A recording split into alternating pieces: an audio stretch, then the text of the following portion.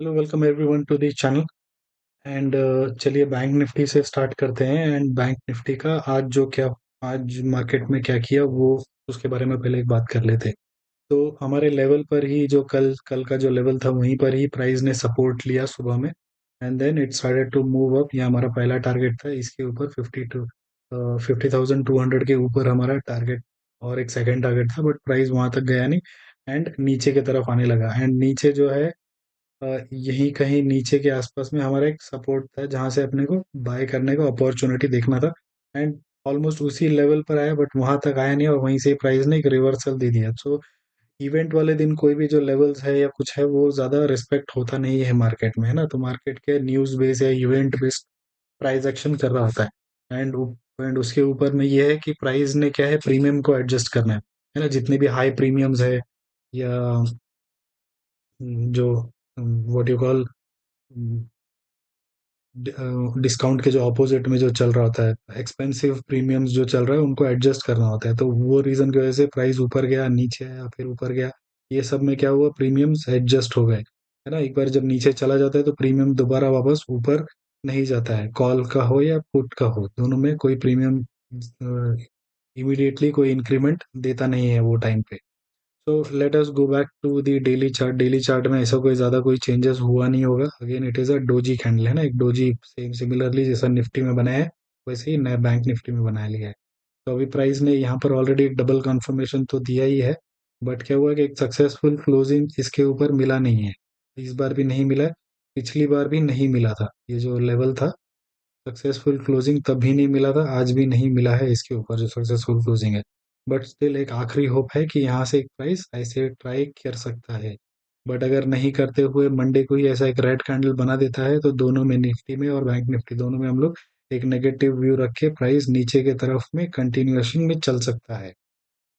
तो या ये एक पॉसिबिलिटी है। सेकंड पॉसिबिलिटी है कि ये रिजेक्शन लेके एक इस टाइप का ही पैटर्न बनाते हुए रह सकता है जब तक मार्केट, अगेन जैसा पिछली बार भी बताया था कि मार्केट के लिए ये एक बहुत बड़ा एक रेंज तैयार है ये ऑलरेडी। तो ये रेंज के जो टॉप एंड पर है, अगर ये रेंज के अंदर दोबारा आ जाता है देन हमको फिर वेट करना पड़ेगा कि कहीं एक सपोर्ट ले एंड प्राइस दोबारा इस लेवल को ब्रीच करे, या फिर यहाँ इसके बॉटम पे है एंड देन दोबारा ऐसे करे, या फिर थर्ड पॉसिबिलिटी है कि कंटिन्यूएशन में नीचे की तरफ चला जाए। बट इस बार अगर प्राइस यहाँ कहीं पर आ जाता है तो it is a very high chance कि यहाँ से प्राइस नीचे ही टूटेगा, है ना। कोई भी सपोर्ट जो है एक दो तीन से ज्यादा बार उसको सपोर्ट देगा नहीं वो। Third time it will give up. जितने भी बुल्स हैं यहाँ पर, पिछली बार बुल्स ने ऊपर भेजा, यहाँ पर भी ऊपर भेजा, तीसरी बार they can not do it. यहाँ तक अगर दोबारा प्राइस आ गया तो यहाँ से वेरी हाई चांस है कि प्राइस नीचे आ जाएगा। So this is the what you call view about the bank Nifty. तो अभी फिलहाल तो हम लोग टॉप एंड पे है, यहाँ पर आने में उसको काफी टाइम लगेगा। हो सकता है कुछ 2 हफ्ते भी लग जाए या एक हफ्ता भी लग जाए। बट लेट्स सी कि अगर प्राइस यहाँ से सपोर्ट लेकर ऊपर जाता है या और नीचे की तरफ कंटिन्यूएशन देता है हमको, तो उसके लिए अभी हम लोग को वेट ही करना पड़ेगा। चलो अच्छी 5 मिनट में चलते हैं एंड देखते हैं कि क्या मार्केट में एक व्यू बना के चल सकते हैं मंडे के लिए, है ना। तो अगेन सेम सेम जो निफ्टी में है वैसा ही है कि ये जो है बड़ा सा जो रेंज है ये नो ट्रेड जोन है। इतना बड़ा जो रेंज है बिकॉज जो वॉलेटिलिटी मार्केट ने दिखाया है, तो यहाँ पर रिजेक्शन है, यहाँ पे सपोर्ट है, ऐसा बनाया हुआ है। तो इट इज अ, और यहाँ कहीं बीच में क्लोजिंग हुआ है इसका। तो यहाँ से सिमिलरली यहीं पर ही है कि यहाँ से अगर नीचे जो, जिसको अगर रिस्क है, बट जिस जो रिस्क एपेटाइट रखता है वो इसी के ऊपर एक लॉन्ग पोजीशन के लिए जा सकता है। उसका इमीडिएट टारगेट 50,020 के आसपास में फर्स्ट टारगेट होगा। एंड 50,020 के ऊपर अगर प्राइस जाता है, या फिर जो लोग व्हाट यू कॉल सेफ जो एंट्री कर सकते हैं वो इसी के ऊपर ही है, then will see the target of 50,680। एंड इसके ऊपर टारगेट 251,765, टारगेट 352,850। ये तीन टारगेट ऊपर की तरफ है प्रोवाइडेड प्राइस इसके ऊपर क्लोजिंग हुआ तो, है ना। तो यहाँ पर समझो एक लॉट लिया है तो इसके ऊपर दूसरा लॉट यहाँ पर ऐड किया जा सकता है। एंड यहीं पर ही नीचे 49,550 के यहाँ पे हम लोग एस एल लगा के रख सकते हैं। ये हो गया लॉन्ग साइड में। शॉर्ट साइड में यहीं पर ही है, अगर जो लोग रिस्क एपेटाइट रखते हैं वो यहीं इसके नीचे शॉर्ट पोजीशन के लिए जा सकते हैं।